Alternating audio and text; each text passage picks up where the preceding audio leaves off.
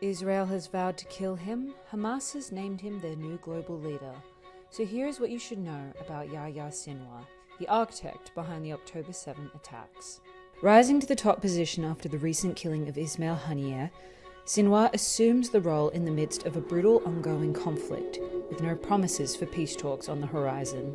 احنا في فترات طويلة لجأنا إلى أساليب المقاومة الشعبية السلمية والمقاومة الشعبية، لكن للأسف الشديد جدا وقف العالم متفرجا على آلة حرب جيش الاحتلال. Former Hamas leader Ismail Haniyeh was killed in an explosion in his home in Iran that has since been blamed on Israel. Targeted by a bomb smuggled into the guest house by Iranian agents hired by Israel's counter-terror agency Mossad, explosive devices were placed in 3 rooms of the Tehran guest house.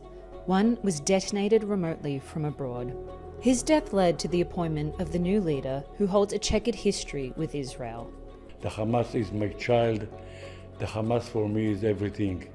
I'll make everything to succeed as a Hamas officer and be sure that I'm going to kill a lot of Israelis. Born in 1962 in a refugee camp in Gaza, Sinwar was an early member of Hamas. He eventually led the group's security arm, which worked to purge spies from Israel. During the late 80s, he was arrested and detained as a prisoner of Israel after admitting to killing 12 people, an act that earned him the nickname the Butcher of Khan Yunis. من بينهم أخوين معنا الإخوة المحررين الأخ يحيى السنوار أمضى 25 سنة في سجون الاحتلال الصهيوني. Sentenced to 4 life terms, Sinwar spent over 20 years in prison. While serving his time, he organized strikes to improve labor conditions and studied Hebrew and Israeli society, even surviving brain cancer in 2008. Sinwar's release from prison in 2011 by Prime Minister Benjamin Netanyahu was part of an exchange for an Israeli soldier captured by Hamas in a cross-border raid. His return was marked with a rapid rise through Hamas's leadership ranks, built on a reputation of ruthlessness. He is rumoured to be behind the 2016 killing of another top Hamas commander, Mahmoud Ishtiawi, in an internal power struggle. Sinwar became the head of Hamas in Gaza, working with Haniyeh to align the group with Iran and its proxies around the region, while also building the group's military capabilities.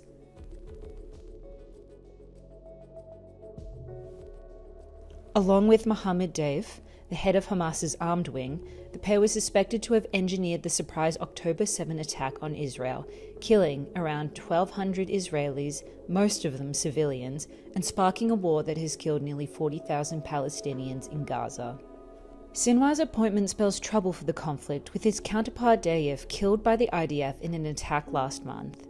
Hamas's elevation of Sinwar also cements the militant group's strategic ties to Iran, signaling a united front between Tehran and its axis of militias in a conflict with Israel and the US.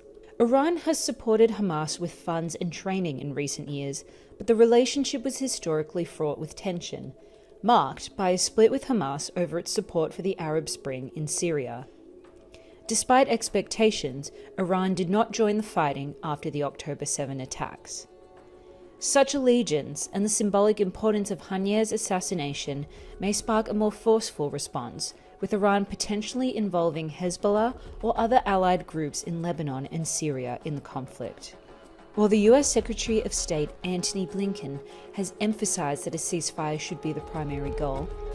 And so I think this only underscores the fact that it is really on him to decide whether to move forward with a ceasefire that manifestly will help so many Palestinians in desperate need. Sinwar's track record indicates that any move towards peace will likely come with stringent demands or be used as a strategic pause rather than a genuine effort to end hostilities. Sinwar. When Sinwar.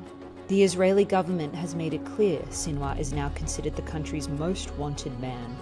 Sinwar's new role only solidifies Israel's resolve to continue its military campaign in Gaza, to eliminate Hamas's leadership and dismantle its infrastructure. Yahya Sinwar's rise to power represents a turning point in the Israel-Gaza conflict, one fraught with uncertainty. The coming weeks will be critical in determining whether this conflict remains localized or escalates into a broader regional war.